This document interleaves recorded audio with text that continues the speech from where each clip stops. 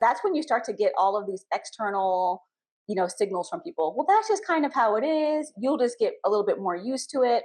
And I do think that some people get used to that numbness. So like if you're kind of irritable and annoyed and kind of want things to go a certain way, they'll say, calm down, you'll get over it. And you can transition to that numbness very easily. And I thought, that the solution was, this job is the problem. Let me find a different job. And then I found another job. And after a year or two, you kind of sink back into it.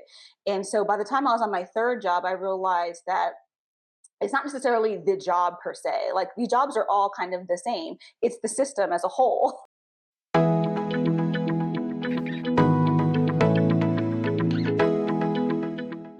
Hi, everybody. Welcome to Be Empowered, the podcast. This is a podcast where we dive into the realities of healthcare and entrepreneurship. We offer our opinion, unfiltered, unapologetic, and always with a dose of empowerment. We're here to amplify voices, yours and ours, challenge the status quo, and explore what it truly means to thrive. So let's get into it. I'm Dr. Santoshi Bilakota. And I'm Dr. Shala Mokbel. And today we're so excited to welcome Dr. Nikia Smith. She's a board certified anesthesiologist, a wellness coach, and founder of She Is Fire Forged, where she supports high achieving women of color through burnout recovery and radical rest. After a decade of chasing every milestone in medicine, she discovered that success doesn't protect women from exhaustion, invisibility, or moral injury. She blends medical expertise with lived experience to help women step out of survival mode and into softness, sustainability, and self trust. So, Nikia, thank you so much for joining us. Thank you so much for having me. I do like to share that I burned out not only once, but twice. So it's not something that just you overcome once. And so I do like to be on platforms and share my experience so people know what it would feel like if you happen to go into a deep burnout, what it feels like if you go into burnout again, and how to kind of recover from both of them. Do you mind talking to us a little bit about your journey in medicine, kind of how you got started and what has led you to where you are now? I'm one of the people that always wanted to be a doctor for as long as I can remember. I mean, I guess 7 or 8 years old. I don't remember having another occupational dream as a child. I was just like, I'm going to be a doctor. And everybody was like, that is so great. So I never got like external pressure to be a doctor. But once I said it, it was like not undone. And so I just kept going through. I went through high school, volunteering at the hospital. I went to undergrad doing volunteer and research work with the intention of going into medical school. And I took the MCAT. I scored fairly, I don't remember my score now, but it was just like not impressive.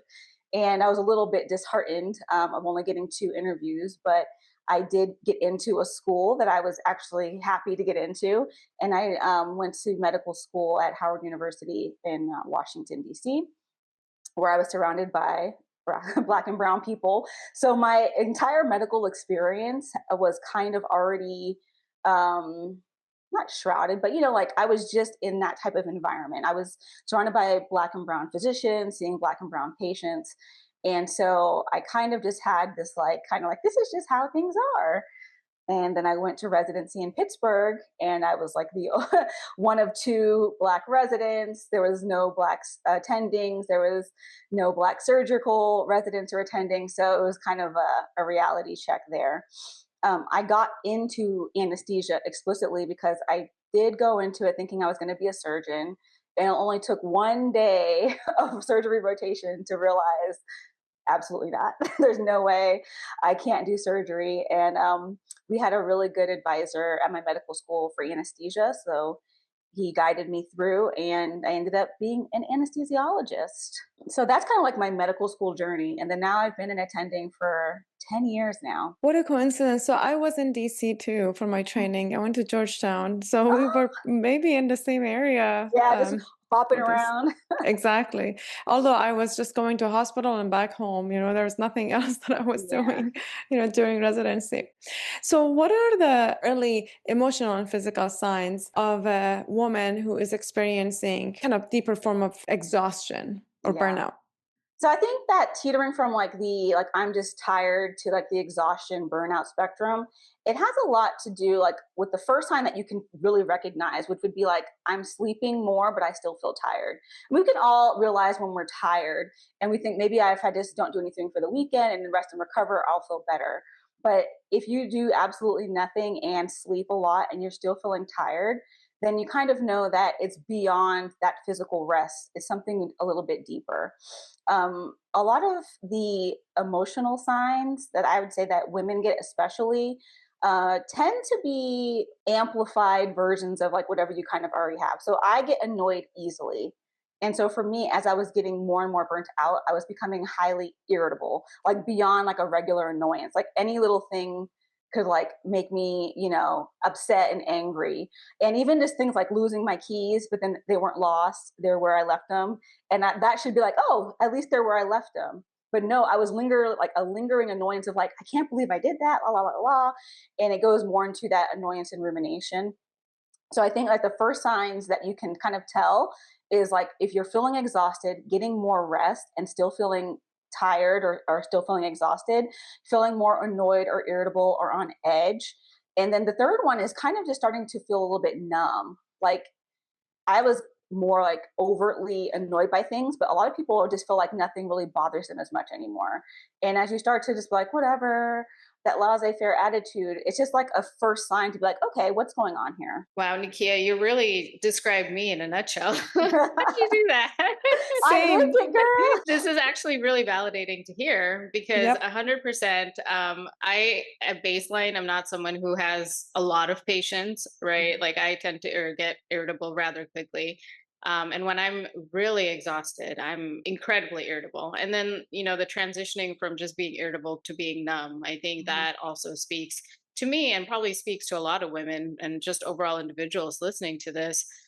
So, anesthesia is very high intensity. I mean, a lot of our specialties are, I would say most of our specialties are, but I know anesthesia in general is because you're dealing with surgeons, you're dealing with the operating room. At what point did you start noticing these signs in yourself? And when did you kind of decide, hey, I have to do something about this? So this is like a kind of like a tricky question because when I really am honest with myself about it, I noticed them probably a few years out of training. But that's when you start to get all of these external, signals from people. Well, that's just kind of how it is. You'll just get a little bit more used to it. And I do think that some people get used to that numbness. So like if you're kind of irritable and annoyed and kind of want things to go a certain way, they'll say, calm down, you'll get over it. And you can transition to that numbness very easily. And I thought, that the solution was this job is the problem. Let me find a different job. And then I found another job. And after a year or two, you kind of sink back into it. And so by the time I was on my third job, I realized that it's not necessarily the job per se. Like the jobs are all kind of the same. It's the system as a whole. So the system is built this way. These jobs function this way because of the system. And at the end of the day, as us being the physicians in the system, we're used a certain way. So you can go from job to job to job, but you might find yourself in the same situation unless you make some changes yourself as well. Right. I see a lot of people that hit that numbness stage Hmm. sooner than others. It's funny because I feel like every physician that I talk to, they go through these stages, kind of irritability, frustration, and then numbness, and then I don't care anymore, it is what it is. But every person hits those stages in different time. For some people, it's 2 years out of training. For some people, it's 3 years out of training. Some people, decades out of training.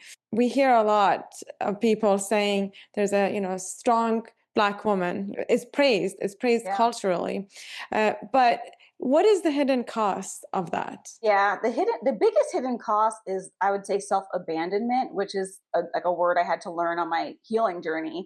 I think that when you're the strong woman and you're the dependable, reliable woman, there's a lot of sacrifice that comes into that, and we're like, well, it has to be done. Who else can do it? So I think women in general do a lot of personal sacrifice to keep things running and to keep things running smoothly. And then at some point, it becomes self abandonment because when you sacrifice so many of your own needs to prioritize the needs of others, like that's when you kind of move on autopilot and you're just checked out and that numbness just takes over. And so I think that like it's just really important to remember that you can be strong, but you can also still support yourself as much if not more than you support others. The strong woman trope. It's cultural also in people of color, immigrant households. Like you have to be like the strong woman, the strong daughter, right? Like Yeah. it's something that's embedded into us.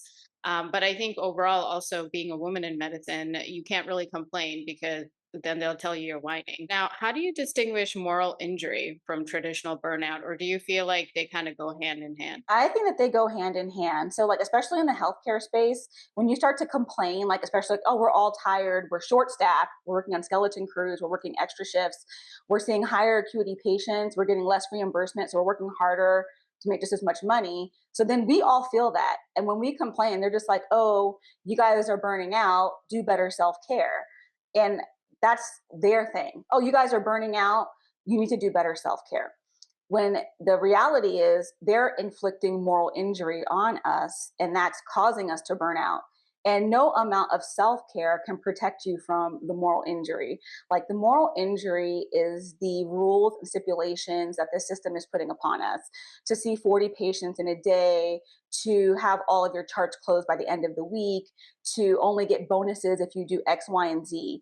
And so that's the part that's the moral injury that they're inflicting that's leading you to feel burnt out.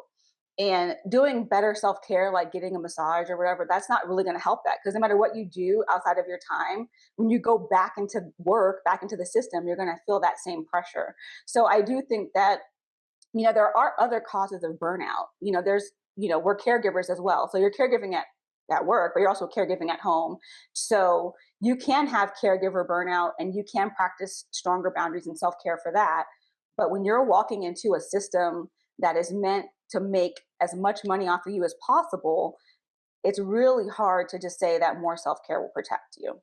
Yeah, I mean, you hit the nail on the head. Santoshi and I recorded episodes on toxicity and, burnout. No matter how much therapy you get, or no matter how many times you go on a vacation or travel, last day of travel, it's always depressing because you're going to have to come back to the same system, right? To the same moral injury. So yeah, you're right. And that is exhaustion, really Yeah. exhaustion from the system that's placed upon us, and the physicians. I have to say, though, some jobs are better than others. Mhm. There are some jobs that value the physicians, and healthcare workers more than others. I think there is a spectrum, but some they don't. And I agree with you. It's just profit is the number one priority, unfortunately, in many situations and many facilities and institutions. You describe rest not as a reward, but a right. So, what does that mean? What does radical rest mean? And why is it especially important for women of color? Yes, it's especially important. Rest is important for everybody. We're doctors. We know that you need to sleep, you need to recover. But I do feel that women, and especially high achieving women and women of color who are kind of raised in a certain, way, we find that, or I learned that, I won't say we find, I learned, like, visually being raised, that, like, you rested after everything was done. And so that's something that you kind of learn in your childhood and you embody as you grow up. And so it's like you go to work and then you come home and you can't rest even though you're tired from work because there's things to be done at the house. And unfortunately, although women are becoming the highest educated demographic, and we're, working outside the home and becoming the breadwinners, we're still carrying majority of the invisible labor load at home. So most women are working two full-time jobs and saying that they'll rest when it's done, when we all know the reality is that it's never done, because as soon as you check something off that list, something else is added to it. And so I'm always just like, you're going to go through this. You're already exhausted from work. You're going to come home and try to push through the laundry, the homework, the dinner, the dishes, whatever else you have to do. And you're already on like 50%, maybe even 30 or 20%, depending on how your day was. And you say, well, once I get done, maybe I can get to bed early. But we already know that that's not going to happen. But if you just took an hour at the beginning and like kind of charge yourself up a little bit, you would move through these tasks more efficiently. You'd be a little bit less irritable and distractible. And you will have know that you already prioritized yourself before doing these things. And it kind of just makes your mindset better as you move through that. Because I think we don't like to admit it, but there's a lot of resentment that sometimes comes along with what we do, which is everything. Okay, I'm not speaking for everybody, but a lot of us do everything, or 90% of the labor. So we don't want to let that resentment grow, because that's also going to fester with the irritability and lead to more emotional exhaustion and burnout. I think the way a lot of us were brought up, I mean, generationally, maybe even Mhm. culturally, it's like if you rest, there's a lot of guilt associated with that, Yeah. right? Like if you have a day where you did nothing, you feel like you were not productive. Hmm. And sometimes I still, if I have a weekend off, I do feel guilty laying around, maybe reading a book, doing nothing.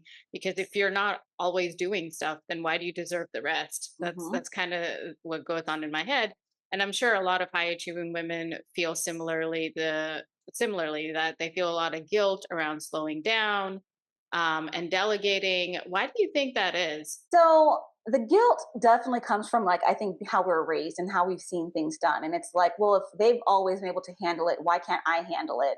And this comparison. And I had to have like a really real talk with my mom. Like, I was like, listen, I'm like going through therapy, I'm doing this healing, and I have like these misconceptions, I think, about how my childhood experience was. And so on my end, I'm like, oh, I feel guilty because I feel like my mom went to work, came home, handled everything, and I don't feel like I'm living up to that. And then I'm talking to her, and she was like, oh, no, I didn't do all that. I know it probably felt like I did or whatever, but like, no. And then she also had guilt because she felt like she didn't do enough. And so it's like, your mother or whoever is raising you has guilt because they feel like they're not doing enough. You have the guilt because you feel like you're not doing enough. And at the end of the day, my childhood was fine, like whatever she did give me. So it's just kind of this thing where you're like living in like a false reality of how it really was. And so you feel bad because you expect it to be perfect. And that's why I think that the most important thing is just kind of sharing that, like, there is, like, it's not perfect. And I always will tell people I am childless by choice, and I have a house cleaner, and I don't do all these things. So you have kids and you're like, I feel guilty for having a house cleaner. I'm like, girl, don't. Absolutely don't. I don't have kids to clean up after, and I still don't want to do it. So I think that just kind of destigmatizing that now, it just starts with us, like, saying, you don't have to do all that, and being real with, like, okay, I thought my parents did all that and they didn't. I mean, they did it, but like it wasn't how I imagined it to be. Like, everything was just perfect all the time. How does that self blame show up in the woman you work with? So the women that I work with, the blame and the guilt comes as soon as they sit down. And that's the part where it's like, if you, even if you're physically resting, you're not really recovering because mentally you're not resting. So you're like, okay, I'm going to sit down for 1 hour and do nothing. But are you actually doing nothing? For the first few minutes, you might do nothing. And then you're like, actually, I feel bad. I should start making my grocery list. I could just do that right here while I'm sitting here doing nothing. So now you're no longer doing nothing. Then you're replying to emails. Then you're organizing all these things. You're thinking of mental to do list items. And so I'm like, you're not doing anything. And I think that because you feel like even if you're physically resting, that's enough, but it's not. You have to let your brain take a break and not feel that guilt. And that is something that takes practice. You don't just sit down and do nothing and then feel great. You're going to have to slowly build up the practice of truly resting and saying no to tasks people ask you to do, and delegating. Like you said, mentioned before, delegating is a big thing that we don't like to do, because I think most of the time we think that we can do it better and faster. And it's probably true. And I'd say to people, like, what is the most important thing that has to be done right? And then things that don't have to be done perfectly, those can be delegated, because if they don't do it as well or as fast as you, but 70 or 80% of what you would do is fine, but it's off of your to-do list, is that enough? Like, isn't that enough? Is it? I mean, like, I'm always like, what is it? And because some things it is enough, some things it's not. Some things are really important and you want to do it, but not everything has to be at that level. I agree with trying to outsource as much as possible in terms of like cleaning and like grocery shopping. If you can get an automated grocery delivery service, whatever to take some stuff off your plate. I think while you're busy at work, I think that does help a little bit. Mhm. What other practical ways do you think busy clinicians can incorporate more rest into their life to stave off some of that chronic burnout? Yeah, it kind of depends. I usually do like an energy audit by person to see where they feel the most drained, and that's kind of where we start. But as far as like busy clinicians, like especially like these high achieving women who are on many committees and doing all these extra things outside of just their daily work. I always do advocate for asking for some administrative time at work, even if it's just half a day or a few hours blocked off, because then that buys you back some of your time. Because most of the women that I know and coach, they're like working their job and also like on a committee in charge of this and on this. I'm like, well, when do you have time to do that if you're still having a full clinic load or still having a full workload? And then that ends up trickling over into their personal life as well. And then for a lot of women, I mean, I have yet to find a woman who truly enjoyed cleaning. But if you do and that's your jam, then you can keep it up.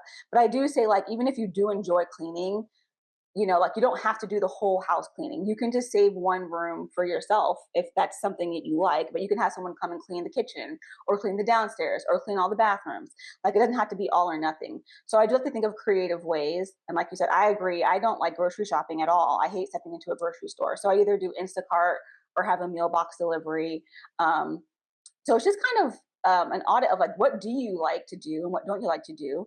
And the things that you actually don't like to do, who else can do them? Pause here for this week, but don't go too far. We'll be back for part 2 next week, and we'll tune into the rest of the conversation. Thank you.